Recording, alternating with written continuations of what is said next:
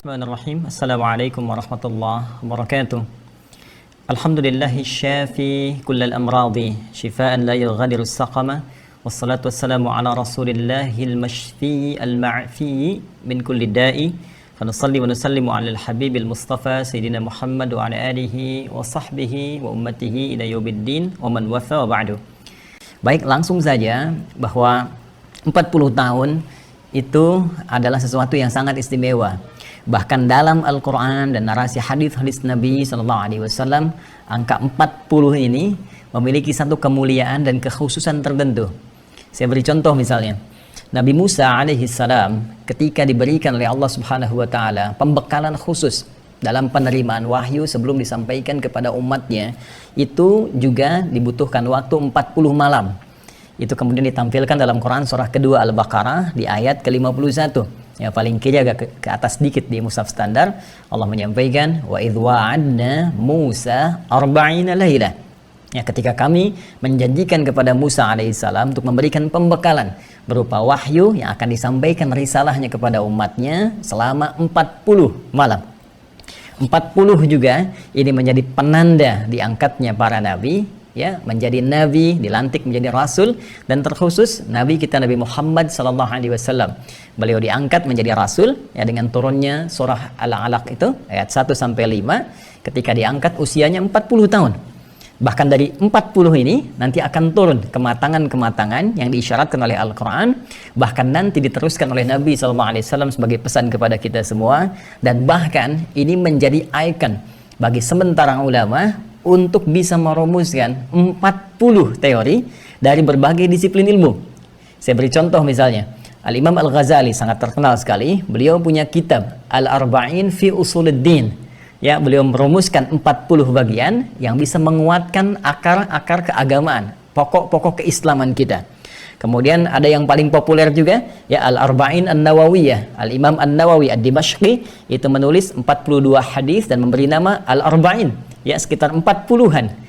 Kemudian juga nanti ada Al-Arba'in fi Fadailil Quran wa Ahlihil Amilin, ya, 40 keutamaan para penghafal Al-Quran dan yang mengamalkan dia. Jadi 40 ini teman-teman sekalian, ini begitu sangat istimewa dan terkait dengan masa perjalanan, baik itu perjalanan usia bagi seseorang ataupun pengabdian dan pelayanan dalam kehidupan tingkat sosial.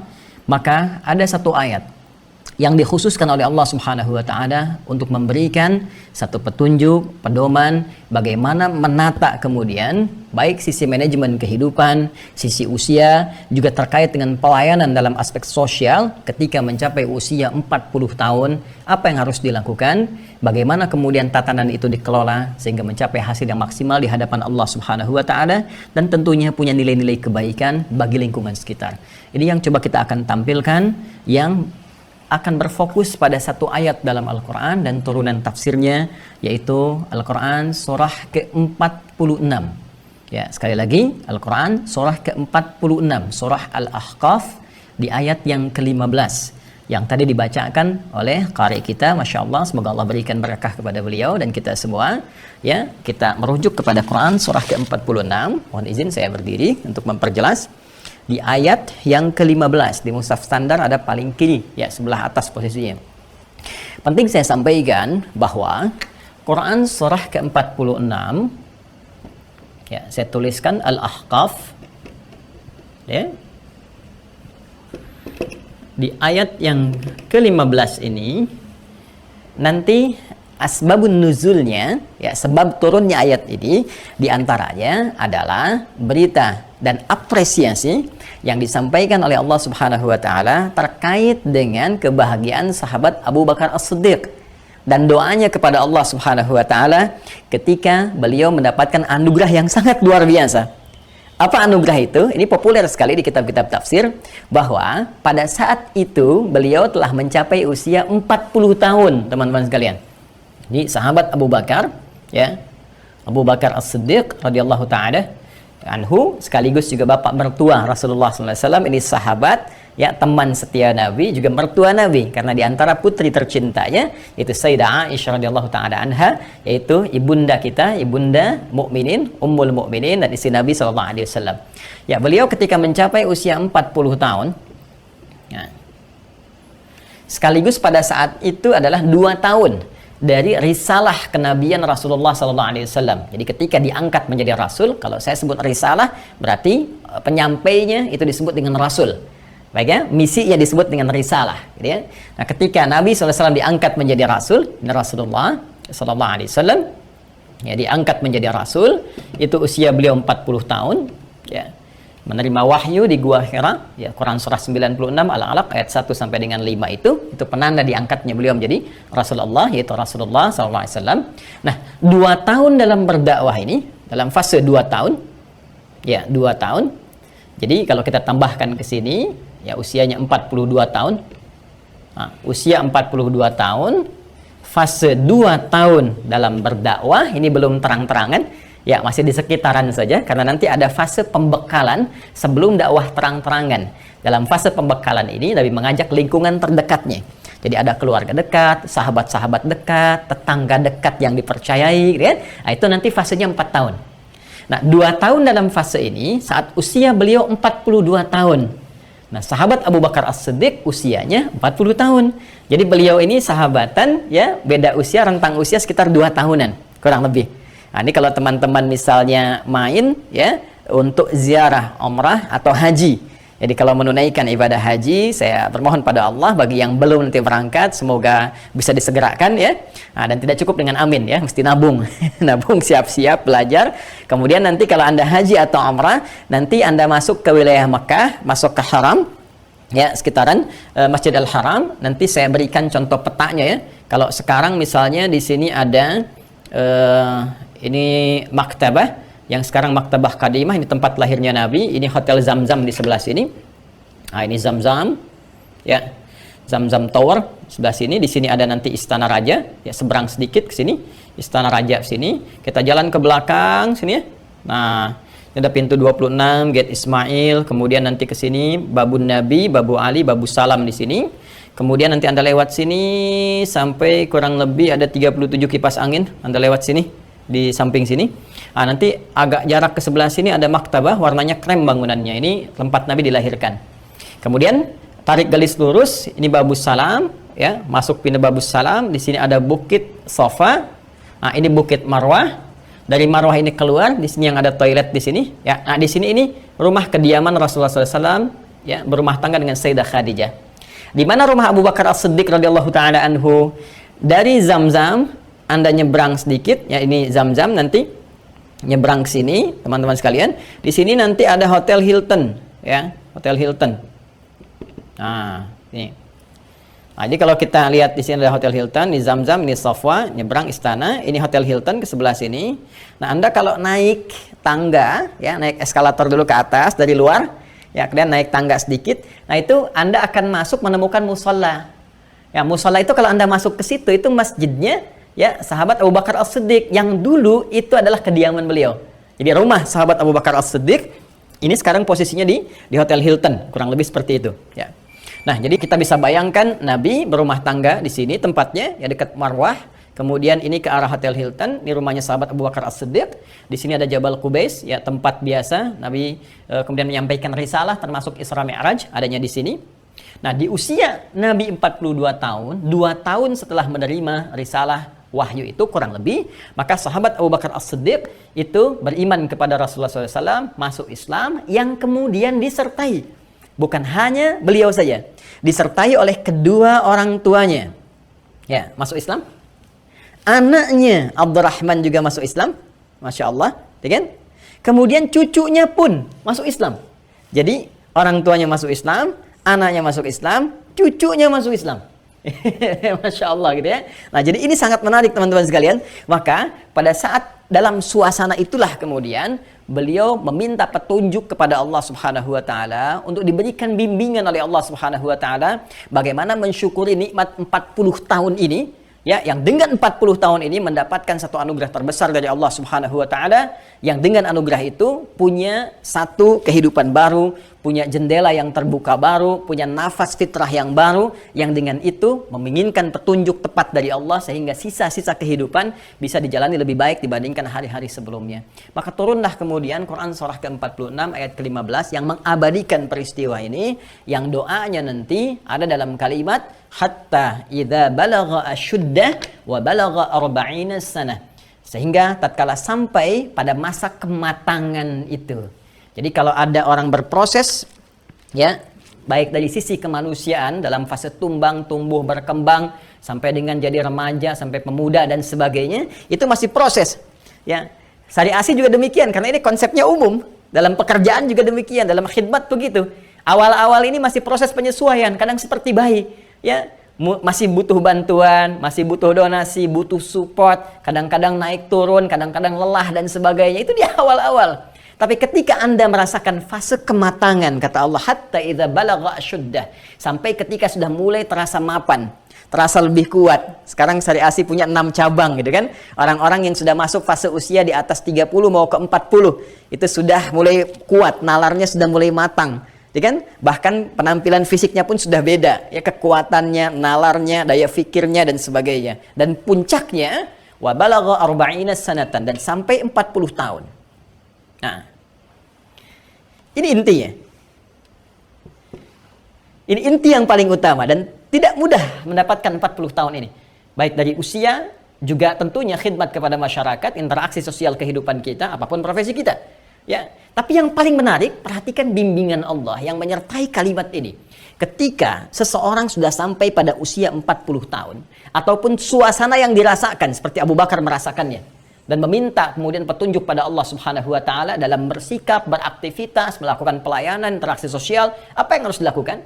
Maka kata Allah, perhatikan, qala, ya, maka lakukan seperti Abu Bakar mengerjakan ini.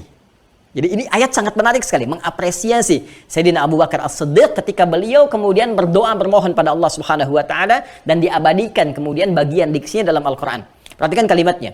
Qala rabbi auzi'ni an ashkura ni'mataka allati an'amta 'alayya wa 'ala walidayya. Satu. Saya tuliskan ya. Saya hapus jenak yang ini.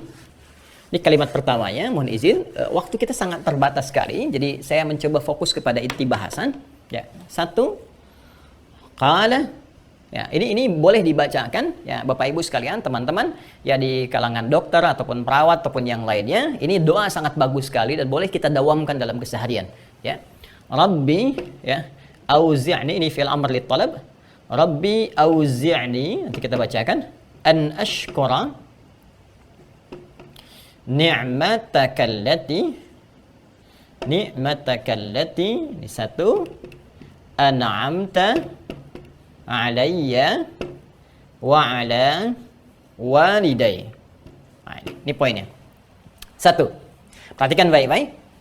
Rabbi auzi'ni, ay Rabbi alhimni, ya Allah, mohon bimbing hamba. Ya. Ya Allah, mohon berikan petunjuk kepada hamba, arahkan hamba. An ashkura ni'mataka allati an'amta 'alayya wa 'ala walidayya, agar hamba mampu mensyukuri, ya, nikmat yang telah engkau kurniakan kepada hamba dan kepada kedua orang tua hamba. Ini poinnya yang tadi disebutkan.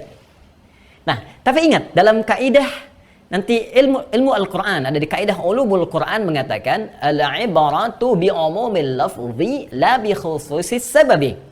Ya, dalam kaidah ilmu asbabun nuzul mengatakan jika ada satu ayat, kalau lafadznya bermakna umum sekalipun sebabnya dikhususkan pada satu kejadian, sementara lafadznya sifatnya umum, maka pesan yang ingin disampaikan adalah pesan yang umum, mencakup bagi segala kalangan dengan situasi yang serupa.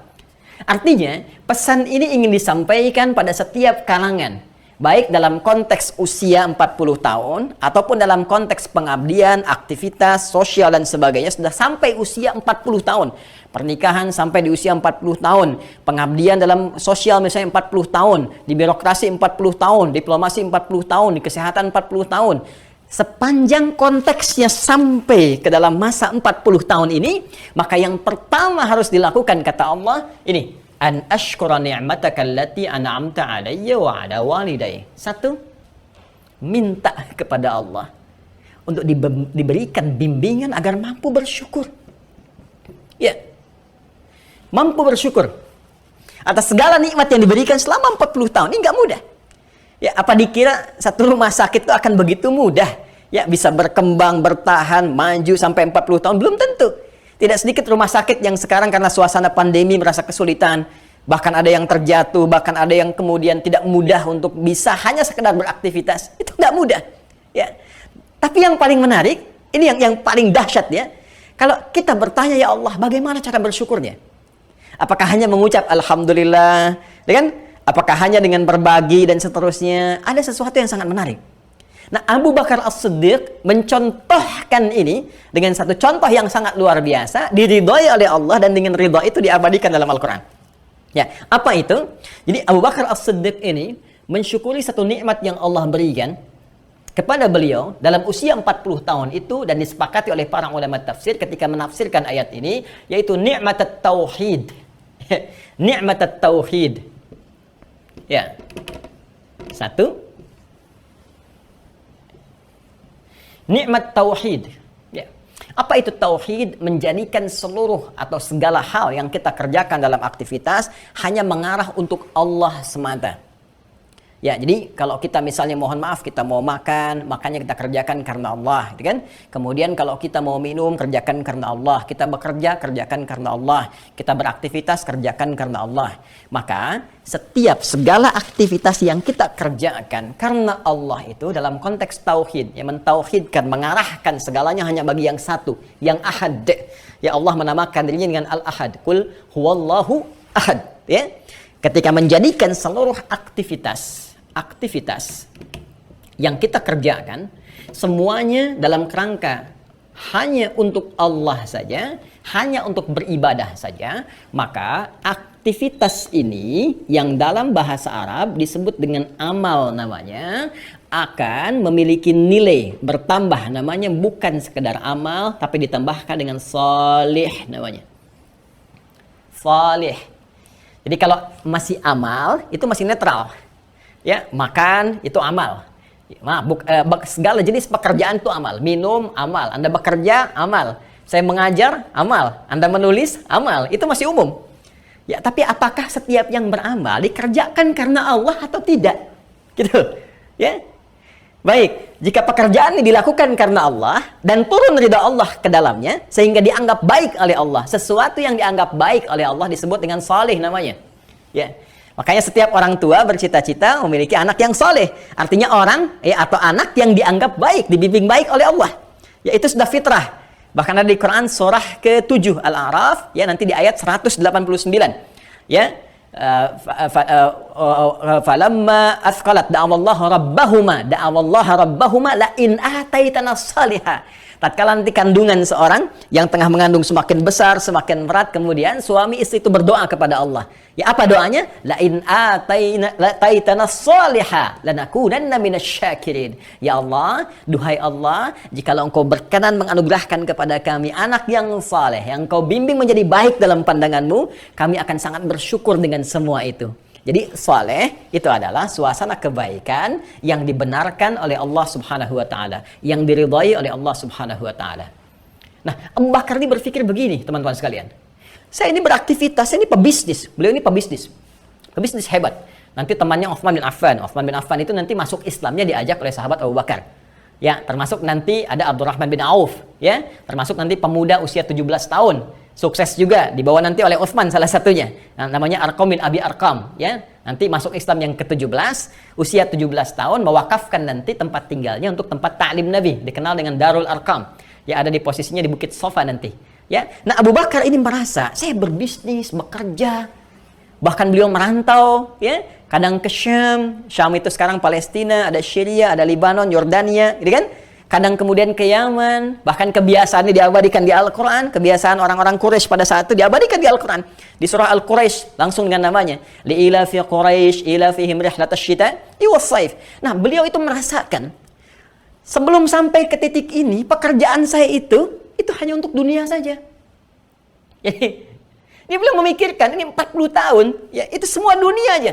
Kerja berangkat dunia, ya berangkat gelap, pulang gelap, aktivitas lagi, kerja lagi, tumpuk harta lagi, belanjakan lagi. Dan semua nilainya hanya untuk dunia saja. Maka beliau berpikir ketika kemudian Masya Allah sampai di usia ini dan menerima risalah Islam, difikirkan ya Allah,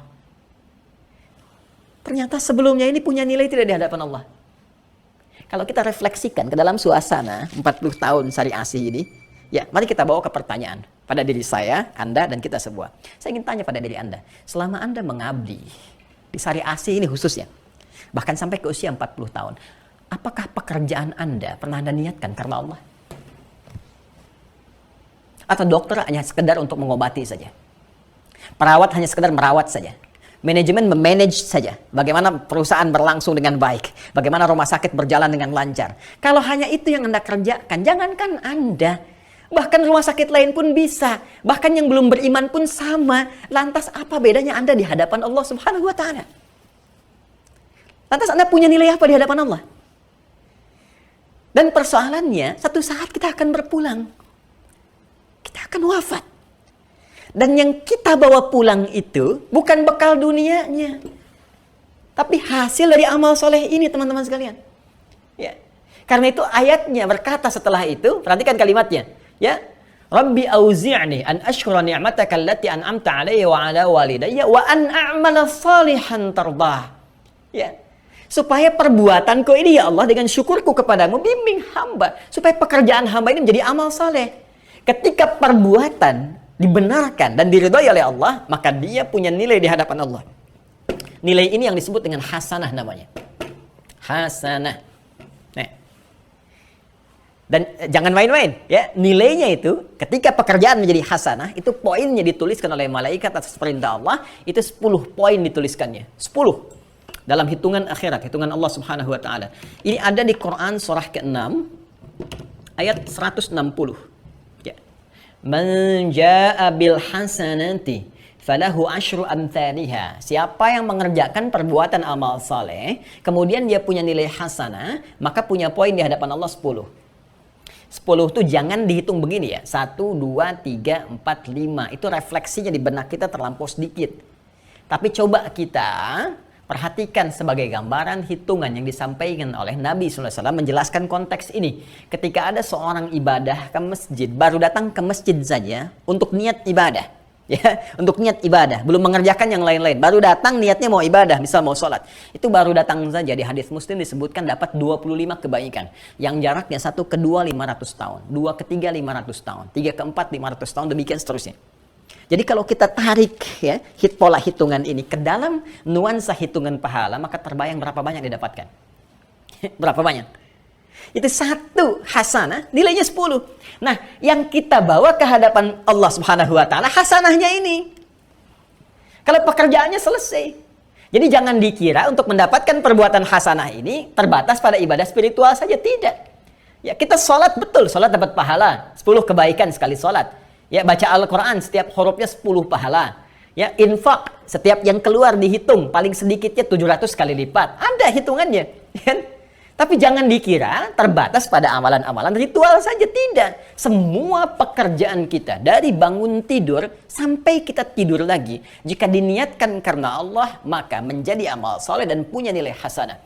Makanya semua pekerjaan itu dibimbing. Bimbingan itu yang disebut dengan doa.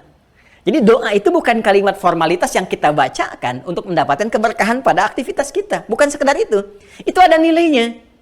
Karena itu silahkan Anda cek. Semua aktivitas orang Islam dari bangun tidur sampai tidur lagi pasti bersanding dengan doa. Silahkan cek. Ya, bangun tidur kita punya doanya. Ya, silahkan. Bahkan kita berpakaian ada doanya, makan ada doanya, urusan ke toilet pun ada doanya, langkah diatur. Masuk kaki kiri doanya, kemudian keluar kaki kanan, antara masuk dengan keluar beda, ke masjid ada doanya, masuk dengan keluar beda, langkahnya tak sama dengan saat ke toilet. Ya, silahkan, semua ada doanya. Bahkan tak mampu pun atau belum tahu pun membaca doanya, cukup kata Nabi untuk mendapatkan hasanah ini, maka lakukan karena Allah. Ya, kalimat nabinya kullu amrin dzibalin la yubda'u fihi bismillahirrahmanirrahim fahuwa abtar. Ya, cukup ucapkan bismillahirrahmanirrahim.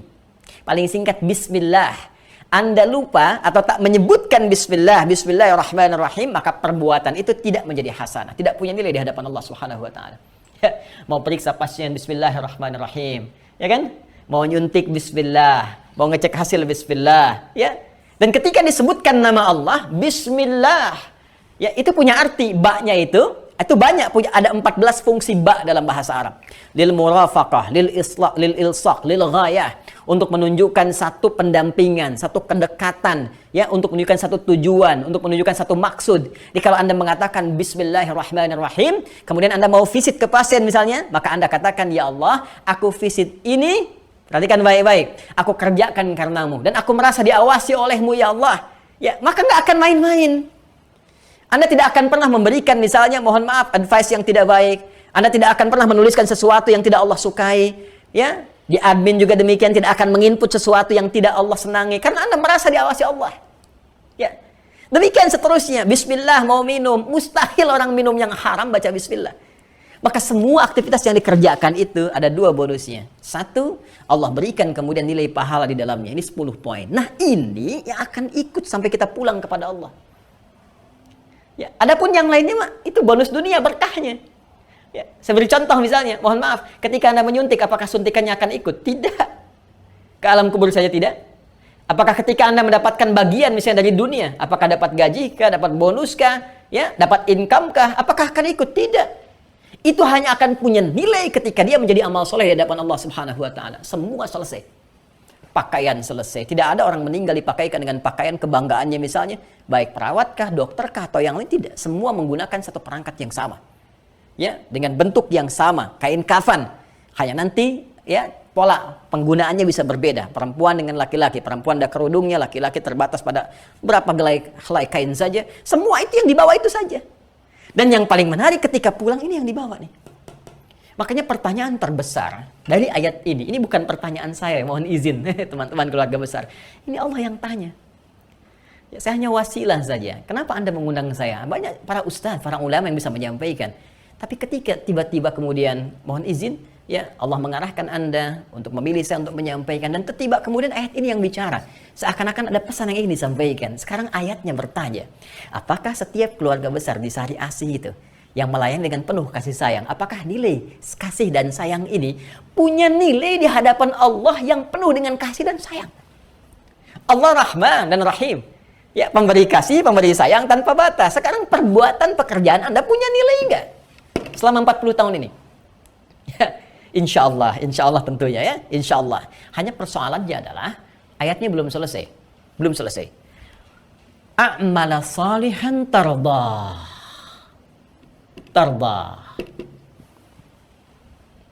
Ya Allah, bimbing hamba untuk mensyukuri nikmat yang telah Engkau anugerahkan kepada hamba. Ya, cara mensyukuri tadi, gunakan seluruh aktivitas kita untuk menjadi amal soleh di hadapan Allah Subhanahu wa taala. Diniatkan karena Allah, Tadi saya lihat beberapa slide ya, dari pelayanan-pelayanan, dari interaksi dan sebagainya, ya. Dan alhamdulillah semua nampak baik keseluruhannya. Ya, namun demikian nanti akan ada yang sangat menentukan. Dan penentuannya adalah diridhoi Allah Subhanahu wa taala. Amal soleh yang diridhoi Allah. Berarti pertanyaannya, ada amal soleh yang tidak Allah ridhoi. Ini poinnya. Wah, ini terbayang ya. Masya Allah, ini terbayang nih. Ini mohon izin ya, saya kasih perbandingan begini dulu nih, teman-teman sekalian ya. Nah, ini nih poinnya. Ini ada usia 40 tahun. Kalau kita ambil usia umur dulu deh ya, umur kita masing-masing dulu, jangan ke Sari Asih dulu. Kita ambil dari kita dulu ya. 40 tahun ini, kalau kita beraktivitas, ya taruhlah asumsinya, pada umumnya, kan? Pada umumnya kita beraktivitas, ya setengah barangkali secara umum, yang digunakan beraktivitas kan kita ambil masa tidur kita kan. Jadi kalau kita ambil tidur kita misalnya secara umum ya, nggak semuanya. Ya tidur secara umum malamnya, kemudian tidur siangnya, tidur capeknya dan sebagainya, kita ambil setengah usia lah. Saya 20 tahunnya gitu kan, kurang lebih. Maka sisa aktivitas kita itu ada 20 tahun. Nah, ini makannya, minumnya, dan sebagainya gitu kan. Interaksi dan sebagainya 20 tahun. Kira-kira yang menjadi amal soleh itu berapa tahun? Yang punya nilai di hadapan Allah, yang menjadi ibadah. Ya, kita ambil 10 tahun, jangan terlalu pesimis ya, ambil setengahnya, ini 10 tahun misalnya. Nah, dari 10 tahun ini, yang diridhoi Allah itu berapa? Ya, nanti kita lihat batasan ridhonya. Ya, kita ambil contohnya misalnya 5 tahun lah, insya Allah, jangan terlalu pesimis ya. Nah, sekarang terbayang. Kalau 5 tahun yang kita asumsikan dari usia 40 tahun yang punya nilai ini segini. Sekarang kan belum selesai hitungannya. Dosa yang dikumpulkan berapa tahun? Kadang tak sengaja misalnya, berbuat sesuatu yang kotor, melihat atau bahkan sengaja melihat yang salah. Lihatnya ke handphone, lihatnya ke taklim, tapi iklan-iklan yang buka aurat masih dilihat juga. Kebanyakan lihat iklannya dibandingkan lihat taklimnya. Coba lihat, ya bikin status yang tidak baik, berselisih dengan orang lain, pikiran yang kotor dan sebagainya. Berapa banyak terkumpulkan? Maka tentunya kalau kita bandingkan, ini kan belum dihitung dosanya. Artinya apa? Kalau kita sadar ada sesuatu yang kurang, ya sementara kita akan pulang kepada Allah, maka orang yang cerdas pasti akan memanfaatkan sisa waktunya untuk diisi yang lebih baik dibandingkan hari sebelumnya. Maka cara terbaik untuk mengisi itu dia minta petunjuk kepada Allah Subhanahu wa taala. Minta petunjuk. Ya. Bagaimana petunjuk yang dia mohonkan? Allah langsung berikan lewat kalimat yang tadi dibacakan oleh qari kita. Dan ini adalah nukilan kemudian ya teman-teman sekalian yang disampaikan oleh sahabat Abu Bakar As-Siddiq ketika memohon kepada Allah, kemudian disampaikan oleh Al-Quran, ya diberikan bimbingan dan sampai kepada kita semua untuk kita kemudian praktekkan dalam kehidupan. Perhatikan kalimatnya. Wa an a'mala salihan tardah. Ya Allah, bimbing hamba untuk mensyukuri nikmat yang telah Engkau berikan kepada kami ya Arhamar Rahimin, dan dengan nikmat itu kami mampu mengisi sisa-sisa perjalanan aktivitas kami ini dengan perbuatan yang lebih baik lagi. Perbuatan yang saleh, perbuatan yang mulia yang Engkau ridhai. Bagaimana ciri perbuatan yang diridhai itu? Singkatnya ada 2. Ya. Saya beri contoh 2 bagian. 1, 2. Perbuatan yang diridhai Allah Subhanahu wa taala. Fokus baik-baik teman-teman sekalian. Pertama, menjaga hubungan baik dengan Allah pada aspek hablum minallah. Ya. Hubungan baik dengan Allah Subhanahu wa taala pada aspek hablum minallah. Hubungan baik dengan Allah ini bentuknya ada 2 lagi. Ya, 1, menjaga perintahnya. Biasanya masuk pada aspek-aspek ritual dalam konteks ibadah spiritual. Misal, mohon izin ya, ada salat ya, Masya Allah tadi itu luar biasa dipraktekkan, contoh memberikan tayamum, ada ustadz pembimbingnya dan sebagainya, itu sudah luar biasa ya. Itu luar biasa. Nanti rasanya akan lain, Bu. Ya. Teman-teman, bapak-bapak sekalian, bapak ibu sekalian, rasanya akan lain, akan berbeda gitu ya. Nanti dalam suasana yang lain kita akan belajar bagaimana keberkahan diberikan ketika aspek ini dijaga ya. Ketika aspek ini dijaga. Contoh misalnya salat, tadi sudah disampaikan, kan? Setiap waktu salat dijaga waktu salatnya, diberikan taujihat kepada yang lain, pasien-pasien diingatkan. Itu suasana itu akan sangat luar biasa. Dan nanti yang diberikan oleh Allah pun akan dahsyat. Ya, nanti ada salah satu rahasia ya, satu rahasia yang sangat besar. Bagaimana seseorang yang mendekati Allah dalam keadaan sakit atau memberikan bimbingan kepada orang sakit, dan dalam bimbingan itu dioptimalkan peningkatan hubungan baik dengan Allah, aspek hablum minallah, terutama menjaga perintah Allah Subhanahu wa taala. Itu nanti Allah akan berikan percepatan dalam kesembuhan, bahkan memberikan satu hal yang sangat dahsyat yang bahkan secara medis ada yang memvonisnya mustahil. Ya. Jadi obat itu dibagi 2. Ya, penyembuh dibagi 2. Satu disebut dengan dawa, ya, ada riwayat sampai kepada kita likulli da'in dawa. Setiap penyakit itu ada obatnya, ya, ilal maut, kecuali kematian. Jadi setiap apapun yang kita rasakan sakit itu kalau kita telusuri, kita gali, ya, kita belajar dengan baik akan ditemukan obatnya. Ya, secara medis. Tapi ada kondisi tertentu yang medis itu tidak bisa mengatasi. Berat ya, sulit bagi medis. Itu ada 2 jenis. Satu, ya, itu penyakit hati, bawaan roh spiritual kita, ya, iri hati, dengki, itu nggak bisa dicari obatnya. Datang ke apotek, datang ke rumah sakit, ke Sari Asi, ya Anda bisa temukan poli anak, poli gigi misalnya kan, ya poli mata, tapi ada nggak poli iri, poli dendam, poli ria, kan tidak ada ya. Nah itu obatnya disebut syifa namanya, ya. Dan syifa ini juga berlaku pada yang kedua, penyakit fisik yang secara medis sulit ditemukan, bahkan relatif mustahil, ya. Saya beri contoh gini, langsung di Al-Quran saja, langsung di Al-Quran. Nabi Zakaria misalnya, punya seorang istri, beliau divonis secara medis, itu sudah menopause dan mandul. Nggak mungkin punya keturunan. Tapi apa yang dikerjakan oleh beliau, Nabi Zakaria? Beliau membangun kedekatan yang luar biasa dengan Allah. Memohon minta sangat luar biasa. Ya, sholat di mihrabnya, tingkatkan zikirnya, dan pendekatan yang sangat luar biasa sampai turunlah kemudian keberkahan pada sesuatu yang dianggap mustahil secara medis. Maka turun syifa. Ya, ini ada di Quran surah ketiga Ali Imran di ayat ke-38 sampai 39. Ya, nanti dalam satu hal yang khusus barangkali kalau ada penyakit-penyakit yang genting dan sebagainya, ini bisa dikondisikan di rumah sakit ya. Ada satu kondisi yang Anda bisa lakukan, doanya ada. Maka beliau berdoa di situ, perhatikan kalimatnya, hunalika da'a Zakaria rabbah qala rabbi habli min ladunka dzurriyyatan thayyibah innaka sami'ud du'a. Ya, maka beliau di mihrab itu sambil sholat bermohon kepada Allah. Ya, Nabi Zakaria sholat. Ya, ingat baik-baik, Nabi Zakaria sholat. Nanti kita teruskan ayatnya. Semua Nabi, Rasul yang pernah bertugas di bumi sholat. Ya, kita fokus ke Nabi Zakaria. Beliau dalam sholat bermohon. Ya Allah, kata beliau, semua mengatakan hamba mustahil punya keturunan. Istri hamba divonis divonis mandul. Ya, nggak mungkin punya keturunan. Maka hamba hanya memohon kepadamu yang tidak punya batas dalam pemberian.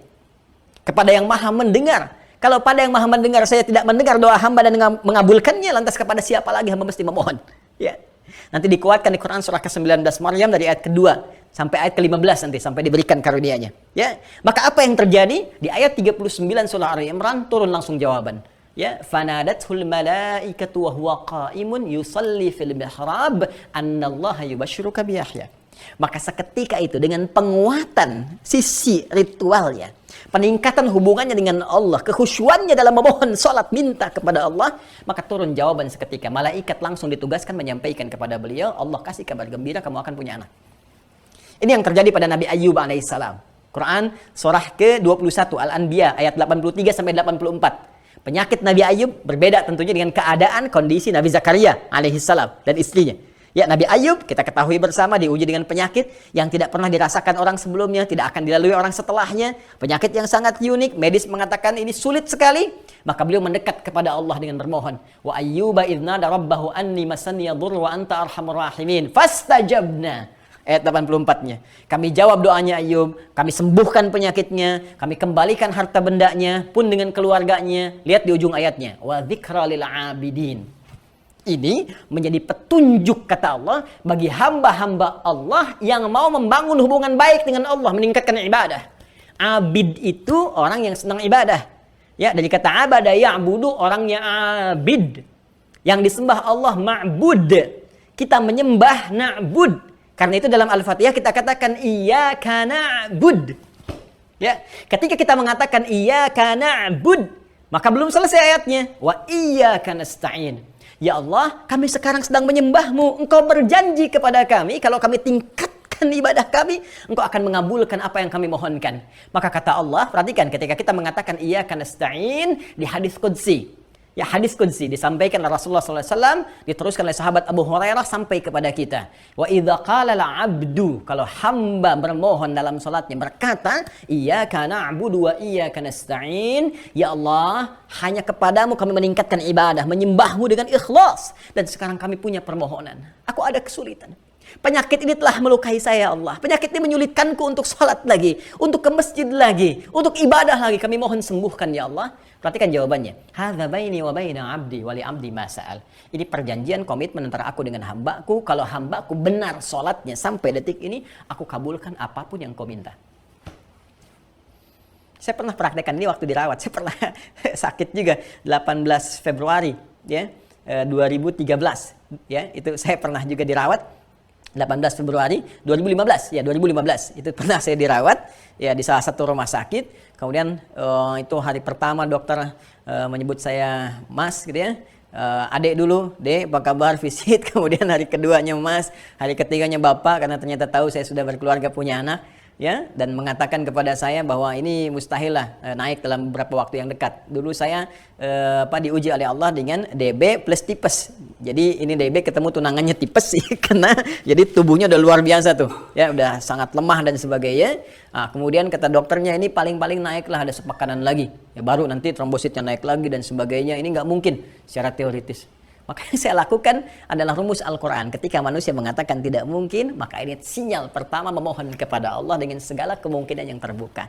Maka malamnya kita sholat, kita tayamum, ya seperti yang dicontohkan tadi, yang Anda tampilkan dalam slide tadi. Ya, kita minta kepada Allah. Besoknya teman-teman, setelah adik, mas, bapak, hari keempatnya biasa visit jam 11, datang jam 7.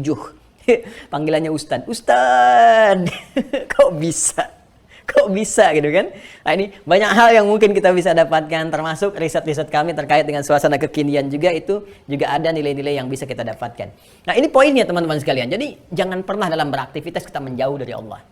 Jangan pernah. Ya, paling minimal gini, kalau kita misalnya belum sampai pada pemikiran datangnya syifa, setidaknya berharap dapat hasanah dalam konteks akhirat. Ini poinnya. Dapat 10 poin lah.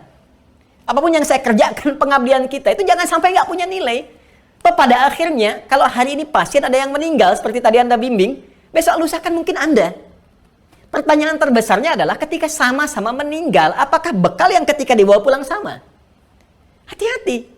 Status Anda bisa dokter loh. Ya, bisa direktur, bisa komisaris, bisa apapun.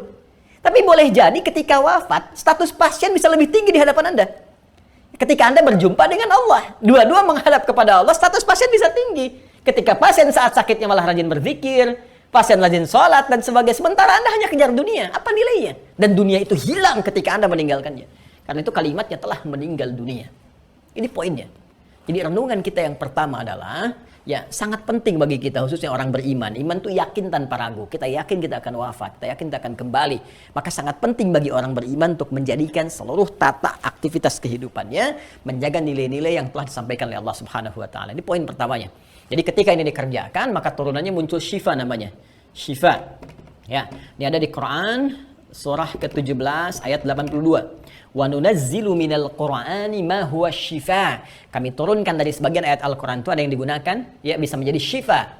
Di antara ayat syifa itu adalah surah Al-Fatihah. Itu jelas. Ada tafsirnya langsung bagaimana ketika itu diturunkan, dan ada salah satu kepala suku di Arab pada saat itu yang terkena sengatan kalajengking dan sudah parah, sulit ditemukan obat. Lantas ada kisah yang sangat populer, sahabat meruqyahnya dengan surah Al-Fatihah tapi dengan keimanannya. Masya Allah, baca Al-Fatihah Allah sembuhkan sekali baca. Orang sekarang ribuan kali nggak sembuh-sembuh gitu kan. Bedanya apa tuh? Nanti kita akan lihat dalam kesempatan yang lain. Tapi poinnya adalah Al-Fatihah adalah satu-satunya surah yang diulang-ulang 17 kali dalam sehari dibaca dalam sholat. Jadi kalau kita rajin sholat, bagus sholatnya, apalagi tambah sholat sunnahnya, tahajudnya dan sebagainya, Allah berikan kekuatan pada diri kita. Antibodi imannya itu kuat. Iman yang kuat memberikan imun yang luar biasa. Makanya orang saat puasa, ya karena banyak ibadah, walaupun makan sedikit, ya kuat saja. Kalau puasanya benar. Ya kalau puasanya benar. Ya maka energi yang terkumpul. Ya. Kemudian poin yang keduanya adalah meninggalkan larangan Allah Subhanahu wa taala. Hati-hati ya. Bagaimanapun ketika dikemas tadi rumah sakit dalam konteks aktivitas, ya sudah ada kepegawaian, sudah ada aktivitas tertentu, bidang tertentu. Hati-hati jaga larangan Allah Subhanahu wa taala. Jangan berbuat sesuatu yang dilarang. Saya yakinlah kalau semua orang ini masuk Islam saja selesailah keburukan-keburukan tuh. Di Islam ada larangan korupsi, larangan berkata kotor, larangan berzina, larangan mencela, larangan gibah, itu ya. Dan semua ini sesungguhnya ya nilai tata kehidupan yang kalau kita tinggalkan membentuk suasana yang harmoni. Ya, maka Islam mengajak pada kejujuran. Tinggalkan segala bentuk yang dilarang oleh Allah Subhanahu wa taala. Jangan menuliskan sesuatu yang tidak diperkenankan oleh Allah. Hati-hati ya, menuliskan angka-angka dengan jujur, melayani dengan jujur, jangan memberikan sebuah beban kepada pasien yang harusnya misalnya bisa obat dengan yang sederhana karena pasiennya kurang mampu dalam konteks ini, kemudian karena sesuatu hal ditingkatkan sehingga memberikan beban yang lebih. Ini kasus yang sangat luar biasa marak di lingkungan global. Ya, maka kita memberikan contoh teladan yang terbaik. Demi Allah saya katakan, ketika nilai ini dijaga, maka lihat bagaimana Allah berikan keberkahan pada tempat dan bahkan orang-orang yang hadir di sekitar Anda. Ya, ini sudah rumus. Ya, kalau Allah yang menyampaikan, tidak ada celah untuk meragukan. Nah, ini gambaran teman-teman sekalian. Ya, kemudian apa yang dilakukan setelah itu? Bagian keduanya, secara umum, hubungan baik dengan Allah kita tata, kemudian hubungan dengan sesama, hablum. Ya, orang mengatakan minan nas, kalau saya cenderung menyebutnya hablum minal makhluqat. Ya, kalau nas dengan manusia saja, kalau makhlukat dengan semua makhluk-makhluk Allah Subhanahu wa taala. Menjaga baik hubungan dengan Allah dan menjaga baik hubungan dengan sesama makhluk-makhluk Allah Subhanahu wa taala, khususnya dengan manusia atau orang-orang yang berada di sekitaran kita semua. Jadi kalau Syari Asih keluarga besarnya ingin mendapatkan berkah Allah Subhanahu wa taala, ingin lancar, ingin bagus, maka aspek yang kedua ini perlu dijaga. Dan yang diutamakan bukan yang jauh dulu. Nih, wa'ala walidai, dengan orang tua.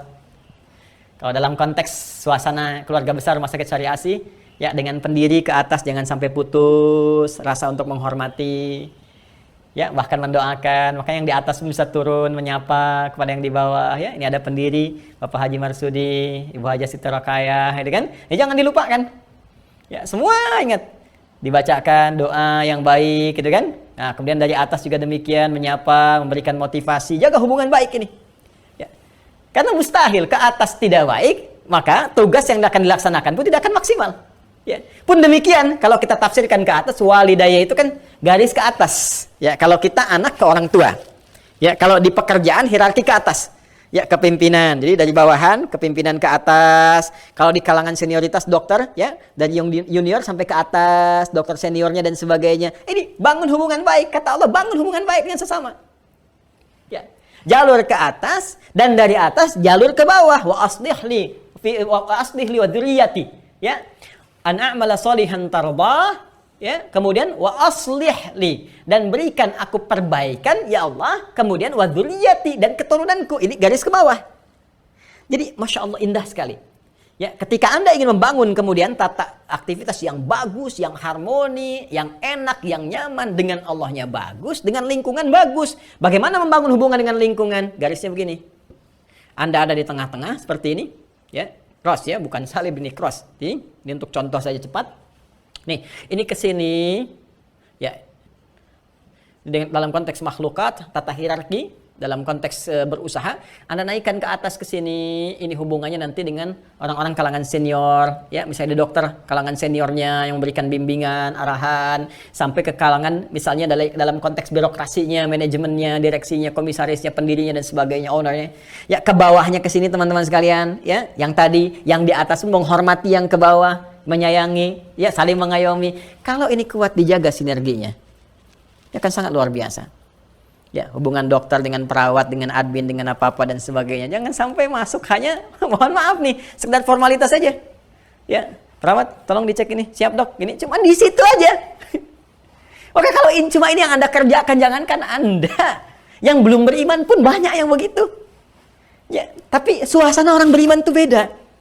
Saling senyum, saling enak, ya, saling kekeluargaan. Kalau itu dijaga, itu luar biasa. Ya, kenal, sharing, senyum, sapa, ramah dan sebagainya. Ini poinnya. Setelah itu apa? Kita samping kanan, samping kiri. Assalamualaikum warahmatullahi wabarakatuh. Assalamualaikum warahmatullahi wabarakatuh. Ada pasien, ada pengunjung, ada macam-macam. Bagaimana ketika datang, ya, bisa diantarkan dengan baik, bisa disapa dengan baik, bisa diberikan bimbingan dengan baik. Kalau ini kita jaga dengan sangat bagus, maka ini jaminan Allah yang kedua akan memberikan bimbingan yang terbaik di fase 40 tahun dan terjaga sampai kapanpun, sampai kehidupan berakhir. Sampai kehidupan berakhir. Dan yang terakhir, inni tubtu ilaika wa inni minal muslimin. Ya, inni tubtu ilaika, ya Allah, aku bertobat kepadamu, tobat. Ya. Tobat itu kalau kita senantiasa melakukan evaluasi dan introspeksi. Ya. Dan introspeksi. Sehebat-hebatnya manajemen yang telah sampai ke 40 tahun pasti akan punya celah-celah yang harus disempurnakan. Ya, penyesuaian keadaannya, masa-masa pandemi akan beda turunannya seperti apa, masa-masa di masa depan teknologinya akan berubah dan sebagainya, maka akan ditemukan.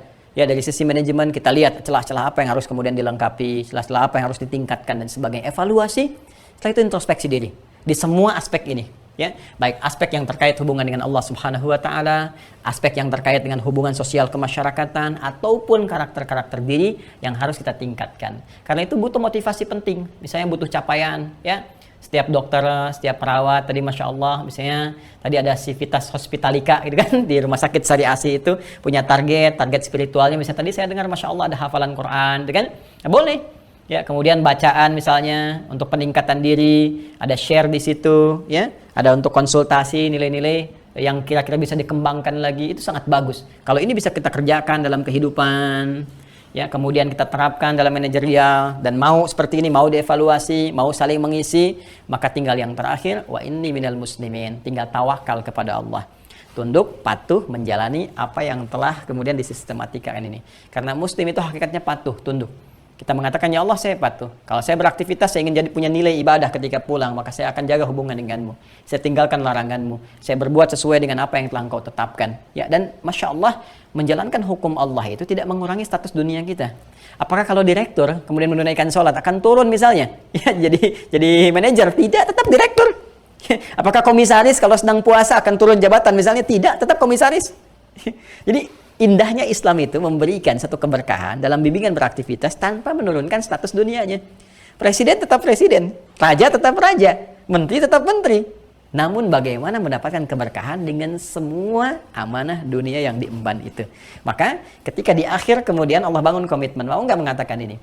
Mau nggak mengamalkan apa yang telah disampaikan ini? Maka di akhir ditutup dengan kalimat, inni tubtu ilaika wa inni minal muslimin. Ya Allah, kami komit. Muslim itu komit.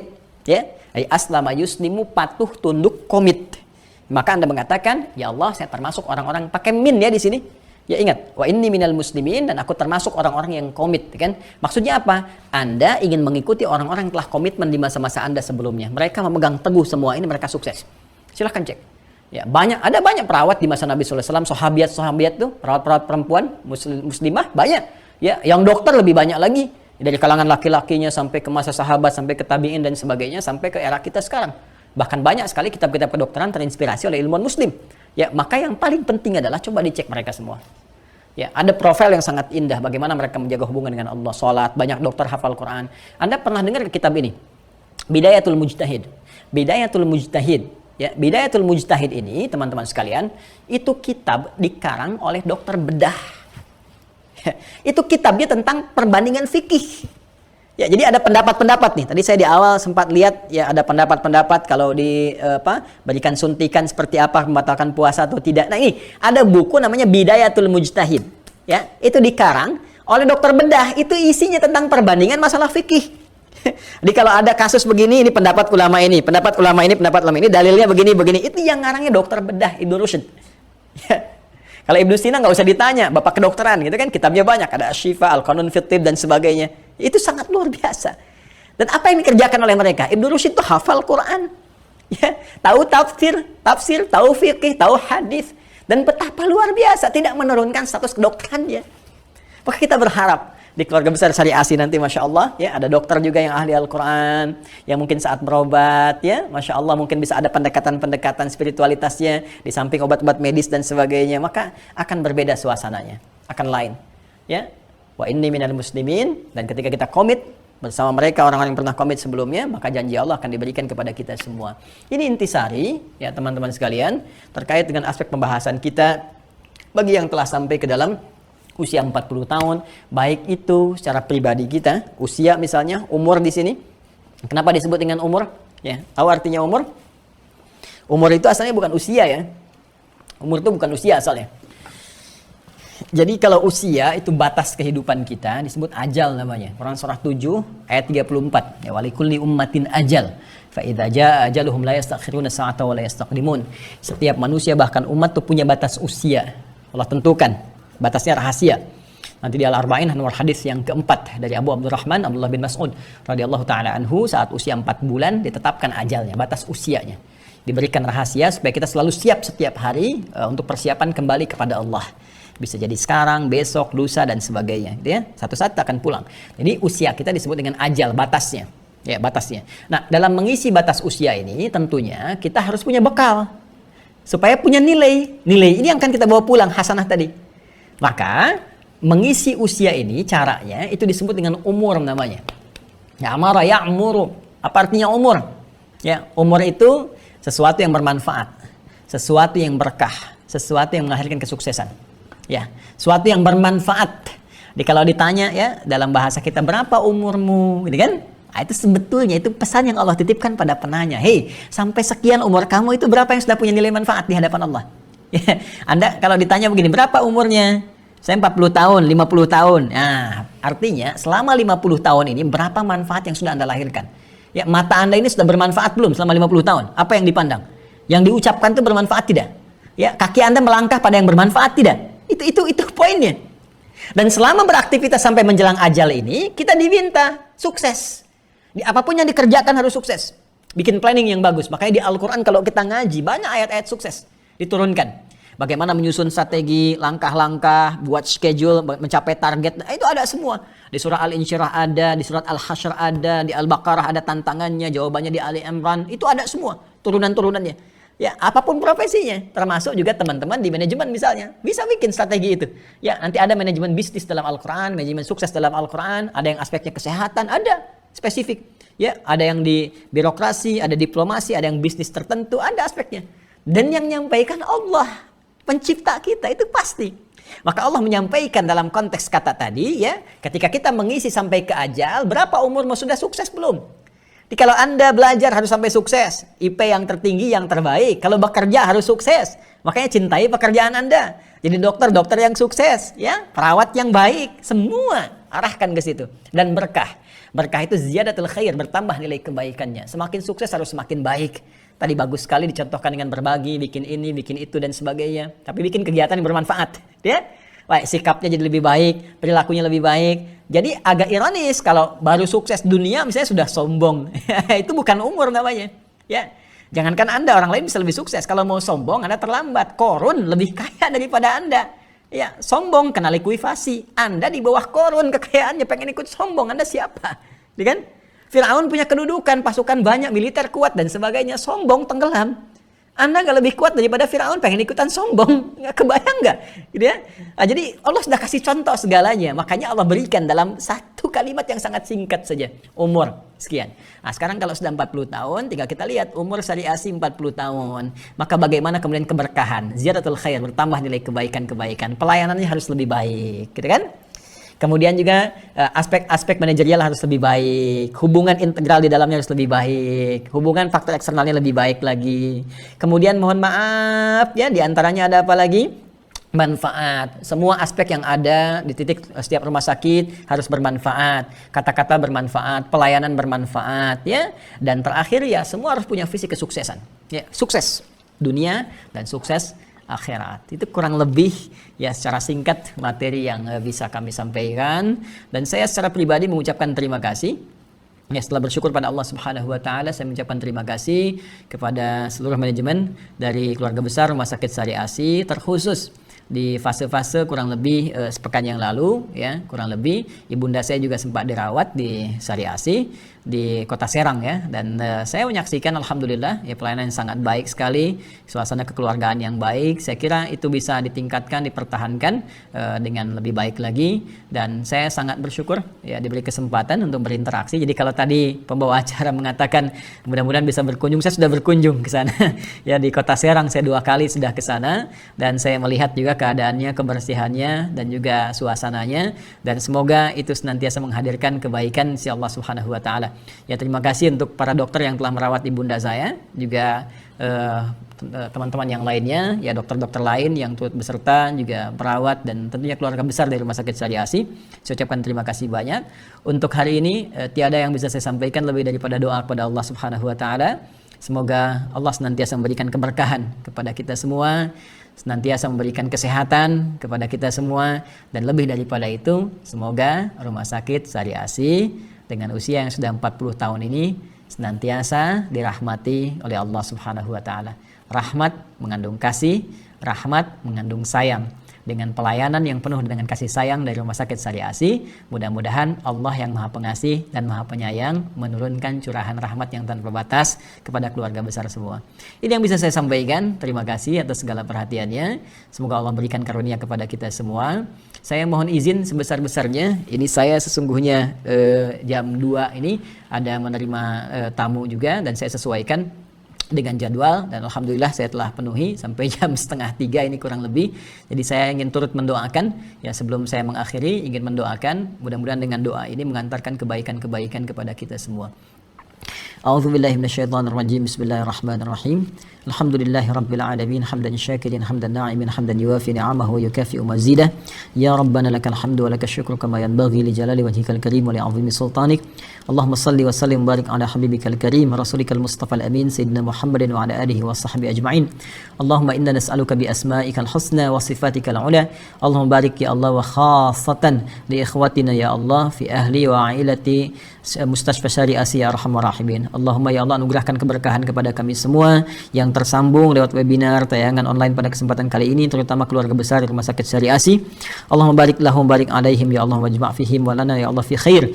Ya Allah anugerahkan keberkahan kepada mereka, kepada kami, lekatkan keberkahan itu ya Allah dan kumpulkan kami selalu dalam kebaikan. La tada'lana fi maqamina hadza wa fi kulli maqamin dzamban illa ghafartah. Ya Allah, jika ada di antara kami pada saat ini yang penuh dengan linangan dosa, maka mohon ya Allah pada kesempatan kali ini ampuni segala dosa-dosa kami. Wala hamman illa farajtah, jika ada dalam kesempatan ini yang diliputi kegelisahan, maka mohon tenangkan keadaan jiwa kami. Wala asiran illa yassartah, jika ada di antara kami yang diuji dengan kesulitan apapun ya Allah, maka angkat dan mudahkan segala kesulitan kami. Wala maridan illa syafaitah, jika ada di antara kami yang diuji dengan penyakit ya Allah, terutama pasien-pasien yang kami rawat, saudara-saudari kami ya Allah, maka anugerahkan ya Allah kesembuhan kepada mereka, kepada kami, dan angkat penyakit ini ya Allah, dan berikan kami hikmah terbaik di balik penyakit ini ya Arhamar Rahimin, yang mampu mendekatkan kami denganmu.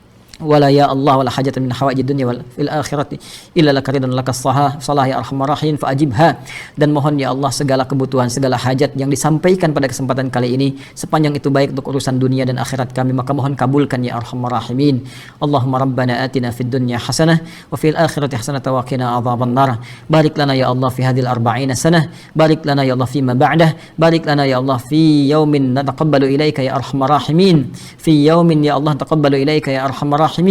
Allahumma ya Allah anugerahkan kepada kami segala kebaikan di dunia, segala kemuliaan di akhirat. Berkahi kami di usia ke-40 tahun ini ya Allah, berkahi kami di aktivitas setelah 40 tahun ini ya Allah, dan berikan keberkahan kepada kami ya Allah yang melekat, yang kami bawa menghadap kepadamu di hari kiamat nanti.